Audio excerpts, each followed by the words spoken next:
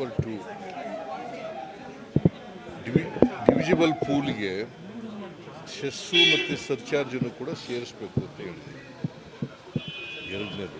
ಮೂರನೇದು, government of ಇಂಡಿಯಾಕ್ಕೆ ಬರ್ತಕ್ಕಂಥ ನಾನ್ tax revenue, ಆ ನಾನ್ ಟ್ಯಾಕ್ಸ್ ರೆವಿನ್ಯೂನು ಕೂಡ ಡಿವಿಜಿಬಲ್ ಪೂಲ್ಗೆ ಸೇರಿಸಬೇಕು ಅಂತ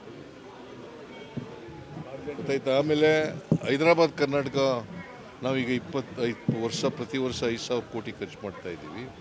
5 ವರ್ಷದಲ್ಲಿ 25,000 ಕೋಟಿ ಆಗುತ್ತೆ.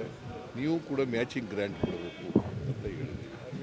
ಆಮೇಲೆ ಬೆಂಗಳೂರು ಡೆವಲಪ್ಮೆಂಟ್ಗೆ ಸುಮಾರು 55,000 ಕೋಟಿ ಆಗುತ್ತೆ. ಕನಿಷ್ಠ ಪಕ್ಷ ಅದರಲ್ಲಿ ಅರ್ಧನಾರು ಕೊಡಬೇಕು ನಮಗೆ ಅಂತ ಹೇಳಿದ್ವಿ. ಬೆಂಗಳೂರು ಡೆವಲಪ್ಮೆಂಟಿಗೆ ಸುಮಾರು 55,000 ಕೋಟಿಗೂ ಹೆಚ್ಚು ಖರ್ಚಾಗುತ್ತೆ. ಅದರಲ್ಲಿ ಅರ್ಧ ನಮಗೆ ಕೊಡಬೇಕು ಅಂತ ಹೇಳಿದ್ವಿ.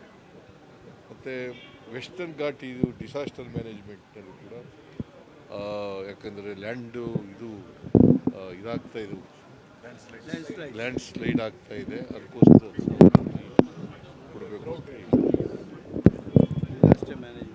Disaster management. ಆಮೇಲೆ ಎಫಿಷಿಯನ್ಸಿ ಇರ್ತಕ್ಕಂಥ ಒಳ್ಳೆ ಪರ್ಫಾರ್ಮ್ ಮಾಡ್ತಕ್ಕಂಥ ಸ್ಟೇಟ್ಗಳನ್ನ ಪೀನಲೈಸ್ ಮಾಡಬಾರ್ದು. ನಾವು ಪರ್ಫಾರ್ಮೆನ್ಸು ಇದನ್ನು ಮಾಡಬೇಕು. ಬಿಕಾಸ್ GDPಗೆ ನಮ್ಮದು ಕಾಂಟ್ರಿಬ್ಯೂಷನ್ ನಿಯರ್ಲಿ 9% ಕಾಂಟ್ರಿಬ್ಯೂಷನ್. ಸೊ ನಾವು ವಿ ಆರ್ ಗೆಟಿಂಗ್ ಓನ್ಲಿ 1.9% ಕಡಿಮೆ. 1.5% ವಿ ಆರ್ ಮಾಡ್ತಾ ಇದ್ದೀವಿ. ಸೊ ಅದನ್ನು ಸರಿ ಮಾಡಬೇಕು ಅಂತ ಹೇಳಿದ್ವಿ. 14th ಫೈನಾನ್ಸ್ ಕಮಿಷನ್ನಲ್ಲಿ ನಮಗೆ 4.713 ಬರ್ತಿತ್ತು ಟ್ಯಾಕ್ಸು ನಮಗೆ ಸ್ಟೇಟಿಗೆ. ಅದು 15th ಫೈನಾನ್ಸ್ ಕಮಿಷನ್ನಲ್ಲಿ 3.6477 ಆಗಿಬಿಟ್ಟಿದೆ. ಸೊ ಅದನ್ನು ಸರಿಪಡಿಸ್ಬೇಕು ಅಂತ ರೆಕ್ಟಿಫೈ ಮಾಡಬೇಕು ಅಂತ ಹೇಳ್ತೀವಿ. ಸುಮಾರು 1.66% ಕಡಿಮೆ ಆಗೋಯಿತು. ಅದರಿಂದ ನಮಗೆ ಒಟ್ಟಾರೆ ಸ್ಪೆಷಲ್ ಗ್ರ್ಯಾಂಟ್ಸು ಮತ್ತು ಡೆವಲ್ಯೂಷನಲ್ಲಿ ಕಡಿಮೆ ಆಗಿರ್ತಕ್ಕಂಥದ್ದು ಎಲ್ಲ ಸುಮಾರು 80,000 ಕೋಟಿ 5 ವರ್ಷದಲ್ಲಿ ಕಡಿಮೆ ಆಗಿದೆ. ಅದನ್ನೆಲ್ಲ ರೆಕ್ಟಿಫೈ ಮಾಡಿ 16th ಫೈನಾನ್ಸ್ ಕಮಿಷನ್ ಮಾಡಬೇಕು. ಕರ್ನಾಟಕಕ್ಕೆ ನ್ಯಾಯಕ್ಕಾಗಿ ಎಲ್ಲ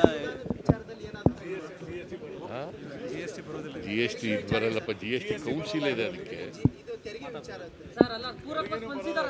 ಕರ್ನಾಟಕಕ್ಕೆ ನ್ಯಾಯಕ್ಕಾಗಿ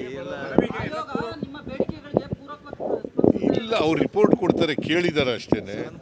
ಸೊ ಪಾಸಿಟಿವ್ ಆಗಿ ರೆಸ್ಪಾಂಡ್ ಮಾಡಿದ್ದಾರೆ. ನೋಡೋಣ ಏನು. ನಾವು ವಿ ಹೋಪ್ಸ್, ಬಿಕಾಸ್ ನರೇಂದ್ರ ಮೋದಿಯವರು 50% ಕೇಳಿದರು. ಚೀಫ್ ಮಿನಿಸ್ಟರ್ ಆಗಿರೋವಾಗ 50% ಕೇಳಿದರು. ಒಪ್ಕೋತಾರೆ ಅಂತ ನಾನು ಅಂದ್ಕೊಂಡಿದ್ದೀನಿ. ನಾನು ಅವರೇ ಚೀಫ್ ಮಿನಿಸ್ಟರ್ ಆಗಿರೋ ಗುಜರಾತಿನ ಚೀಫ್ ಮಿನಿಸ್ಟರ್ ಆಗಿರುವಾಗ 50% ಕೇಳಿದರು ವರ್ಟಿಕಲ್ ಆಗಿ ಡೆವಲ್ಯೂಷನ್ನು. ಈಗ ಒಪ್ಕೋಬೋದು ಅಂತ ಅಂದಿದ್ದೀನಿ. ಬಿಕಾಸ್ ಅನೇಕ ರಾಜ್ಯಗಳು 50% ಕೇಳ್ತಾ ಇದ್ದಾರೆ. ಅದು ಆರ್ಗ್ಯುಮೆಂಟ್ ಇದೆ, ನೋಡೋಣ ಏನಾಗುತ್ತೆ. ಈಗ 2:15 ನಡ್ರಿ.